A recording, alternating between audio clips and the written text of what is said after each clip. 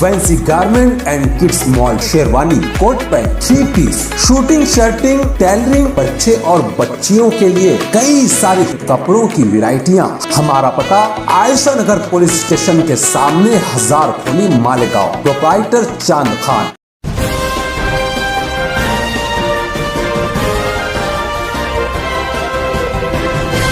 मानव समाचार, मानवता के हक में। मानव समाचार में आपका इस्तकबाल है। मैं हूं अब्दुर्रहमान। आइए देखते हैं आज की खास खबर। इस साल नवरात्र का महोत्सव के तरीके से सुर्खियों में रहा। 2 साल कोरोना काल के बाद इस साल लोगों में काफी जोश था।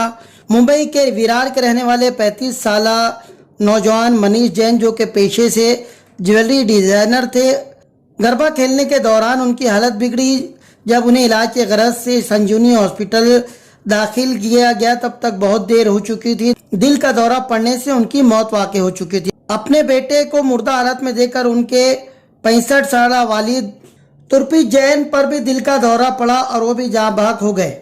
आपको बता दें कि इस नौजवान की शादी 3.5 महीना पहले ही हुई थी और देखते ही देखते पल भर में इस घर की खुशियां उजड़ गई। वहीं गुजरात के आणंद जिला में शिव शक्ति सोसाइटी में गरबा खेलने के दौरान 21 साल नौजवान वीरेंद्र सिंह की गरबा खेलते हुए दिल का दौरा पड़ने से मौत वाक़ई हो गई। यूपी के भदोही में दुर्गा पंडाल में पूजा के दौरान आग लगने की वजह से 2 औरतों और 3 बच्चों समेत 5 लोगों की मौत वाक़ई हो गई, जबकि 20 लोग बुरी तरीके से जख्मी हुए, झुलस गए।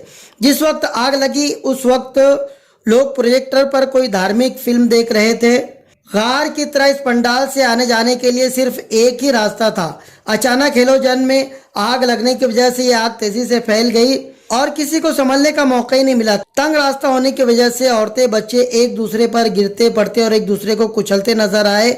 आग लगने के इस वाक़े की वजह से भदोही के लोग काफी दुख और सदमे में हैं। इंदौर के हिंदू जनजागरण मोर्चा ने बिचासन मंदिर में लगने वाले पारंपरिक मेले से आईडी चेक करते हुए एक मुस्लिम दुकानदार को वहां से अपनी दुकान हटाने का फरमान जारी कर दिया। उनके मुताबिक एमपी के गृह मंत्रालय के हुक्मों के मुताबिक कोई भी गैर हिंदू इन पंडालों के आसपास भी नजर आना नहीं चाहिए था। इसी वजह से सबकी आईडी चेक की जा रही थी और आईडी चेक करने के बाद ही पंडाल में लोगों को जाने दिया जा रहा था। वहीं उज्जैन में गरबा पंडाल में 3 मुस्लिम लोगों की शनाख्त करते हुए चोरी छुपे गरबा पंडाल में घुसे इन लोगों की जमकर पिटाई की गई। बड़ी मुश्किल से पुलिस ने इन लोगों को मुश्तिल लोगों के चुंगल से छुड़ाया। वहीं इंदौर में गरबा पंडाल के करीब से रास्ते से गुजरते हुए लोगों से भी इस तरह की हाथापाई का मंजर देखने में आया है।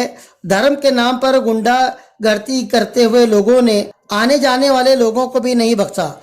इन खुद साख्ता और स्वयं घोषित पुलिस के क्रोध से कोई भी नहीं बच पाया। लोगों को उनके क्रोध का सामना करना पड़ा। इन लोगों का निशाना सिर्फ मुस्लिम ही नहीं थे, बल्कि कुछ जगहों पर दलितों पर भी जमकर अत्याचार किया गया। इस मामले में एमपी ने अवार्ड विनिंग भूमिका निभाई है। बदतमीजी के सारे रिकॉर्ड तोड़ दिए गए हैं। ऐसा लगता है जैसे इन लोगों को मध्य प्रदेश हुकूमत की तरफ से कोई अवार्ड या कोई इनाम घोषित किया गया है। वहीं एमपी के मंदसौर में गरबा पंडाल पर पथराव के मामले में 19 मुस्लिम लोगों पर मुकदमा दर्ज किया गया। उनमें से 7 लोगों को गिरफ्तार किया गया और उन्हीं में से 3 मुलजिमीन के घरों पर वहां की इंतजामिया ने गैर कानूनी बताकर बुलडोजर चलवा दिया। देखते देखते करोड़ों की मिल्कियत जमीन दोज हो गई। एक मखसूस मजहब के मानने वालों के घरों पर बुलडोजर चलवाना अब एक फैशन बनता जा रहा है। गुजरात के खेड़ा जिला में पंडाल पर पथराव मामले में खुद ही इंसाफ करते हुए गुजरात पुलिस ने 9 मुस्लिम युवकों को गिरफ्तार किया। फिर उन्हें एक खंबे से बांधकर उन लोगों की सरेआम जमकर पिटाई की गई। साथ ही साथ उन्हें सार्वजनिक यानी सरेआम माफी मांगने का हुक्म सुनाया। पुलिस के इंसाफ के इस तरीके को मुल्क के अलावा खलीजी ममालिक में भी बहुत पसंद किया जा रहा है और लोग इस मामले में जमकर अपनी राय दे रहे हैं।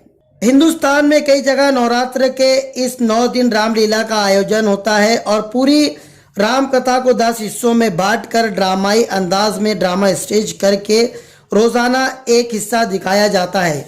यूपी के फतेहपुर के एक गांव में रामलीला के दौरान वो हिस्सा दिखाया जा रहा था जिसमें हनुमान पूंछ में आग लगाकर लंका को जलाते हैं। ये किरदार निभाने वाले 60 साला राम स्वरूप इस किरदार को निभाते हुए अचानक नीचे गिर पड़े, जिन्हें फौरन इलाज के लिए अस्पताल भेजा गया, मगर तब तक उनकी मौत वाकई हो चुकी थी।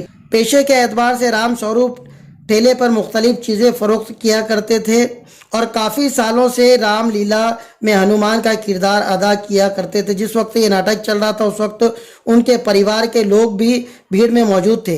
ऐसा ही एक वाकया गणेश उत्सव के दौरान भी पेश आया था, जब हनुमान का किरदार निभाने वाले रवि शर्मा पर भी दिल का दौरा पड़ा था और उनकी मौत वाकई हो गई थी।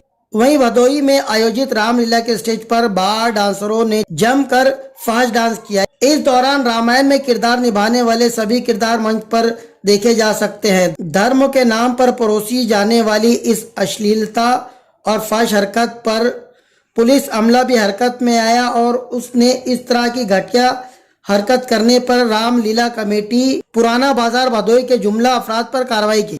वहीं एक दूसरी जगह रामलीला पर रावण की बहन सुर्पनखा का किरदार निभाने वाली अदाकारा मॉडर्न संगीत स्टाइल यानी कि रैप पर परफॉर्म करती नजर आई। रामायण के इस बदलते हुए रूप को और मॉडर्न अंदाज को देखने के बाद लोगों ने नाराजगी का इजहार किया है। सिचुएशन बड़ी ड्रास्टिक है, तेरा स्माइल बहुत हार्ड है, बाकी सबकी प्लास्टिक है। दूर खड़ा अच्छा नहीं लग रहा, तू मेरे पास ही रह। हाथ से खाती थी तेरे लिए खारी चॉपस्टिक से, ऑप्टिक से अलग अलग चश्मा लिया। मैं पहुंची तू मॉमस्टिक से मारी, मुझे सदमा दिया। बोली कि तू प्यार में ही पढ़ना, लेकिन मैं पढ़ने लगी थी। बुरा हाल तेरे पीछे साया कि ये बहुत सा सब बवाल हो जाएगा मेरे साथ रह के देख, तुझे कोई ना मिलेगी पूरे रास्ते में एक बंदी मेरी जैसी रहे कैसी। हनुमान चालीसा से सुर्खियों में आई बीजेपी की एमएलए नवनीत राणा भी गरबा के रंगों में रंगी नजर आई और उन्होंने अल्लाह के बंदे हंस दे जो भी हो कल फिर आएगा इस गीत पर जमकर डांडिया खेला।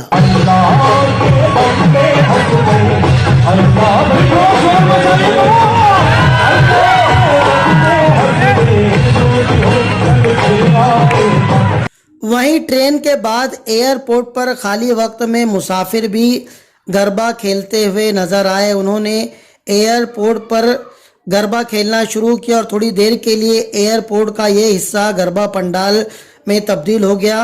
लोग जमकर गुजराती गीतों पर और गरबा की आरती से सजे गीतों पर झूमते नजर आए। वहीं दुबई के लुलु मॉल में भी गरबा का एक खास एहतमाम किया गया, जिनमें वहां के बसने वाले हिंदुस्तानी गरबा खेलते हुए नजर आए। वहीं दुबई को भी हिंदुस्तानी संस्कृति और कल्चर से जोड़ते नजर आए, जिसका वीडियो जमकर लखनऊ के लुलु मॉल का कहकर फैलाया जा रहा है। आपको इत्तलान अर्ज कर दे कि हिंदुस्तान में किसी भी मॉल या अवामी जगह पर नमाज अदा करने पर आप पर मुकदमा दायर हो सकता है, जैसा कि लखनऊ के लुलु मॉल में जुलाई में कुछ लोगों पर नमाज पढ़ने के जुर्मों में मुकदमा दायर किया गया था। इस बीच बंगाल और इंदौर से बड़ी खूबसूरत तस्वीर देखने को मिली है। चाहे अब्दुल को कितना ही निशाना क्यों ना बनाया जाए, मगर देश में आज भी भाईचारा, आपसी इत्तेहाद, इत्तेफाक, मोहब्बत कायम है। हमारी ऐसी मान्यता है कि ये माँ की उपासना का पर्व महज माँ की उपासना नहीं है, ये हमारी सामाजिक और सांस्कृतिक एकता का प्रतीक है। और इसी प्रतीक को लेकर हमारे गरबा मंडल में बीते 50 वर्षों से न तो संप्रदाय का, न जाति का, न किसी वर्ग विशेष का भेद रखा जाता है। और प्रारंभ से ही हमारे कार्यकर्ता मुस्लिम हैं और आज भी मतलब वो मुस्लिम कार्यकर्ता इस गरबा मंडल में पूरे 9 दिन तक माँ की उपासना में सहयोग करते हैं। कार्यक्रम के संचालन में पूरी तरह ईमानदारी से सहयोग करते हैं। ऐसा तो होता ही नहीं ना, अब ये तो सार्वजनिक काम है, इसमें सबको मदद करना चाहिए। उसमें बजरंग दल क्या करे और वो क्या करे, अपने को क्या लेना देना बजरंग दल से। तो बजरंग दल यहाँ के क्या करता है? जबरन लोगों को परेशान करना। मुसलमान खड़ा है तो कहे तुम कैसे खड़ा और पकड़ो के ले जाओ, पुलिस को पकड़ा देगा जी। तो ये थोड़े होना चाहिए ऐसा गरबा मंडल में। तो आप इतने साल से यहाँ कर रहे हैं, क्या ये नया है या क्या ये इसी साल हो रहा है या हमेशा ऐसा ही होता है? हमेशा नहीं होता, ये पहला साल है जब ये माथापुड़ कर रहे हैं, नहीं तो कभी होता ही नहीं है आज तक। जब यहाँ पर बजरंग दल वालों की एक्टिविटीज हुई उसके बाद पुलिस ने यहाँ छावनी बना दी है, कहीं आतंकवादी आने वाले हों। जब पुलिस प्रशासन से हमने सवाल किया कि जो हुड़दंग कर रहे हैं, जो माहौल खराब कर रहे हैं, आप उन पे कार्रवाई क्यों नहीं करते हो? जो निर्दोष दर्शक जो यहाँ गरबा देखने आए हैं उन पे आप कार्रवाई कर रहे हो। तो पुलिस प्रशासन कहता है कि वो सरकार में है, हम उन पे कार्रवाई नहीं कर सकते।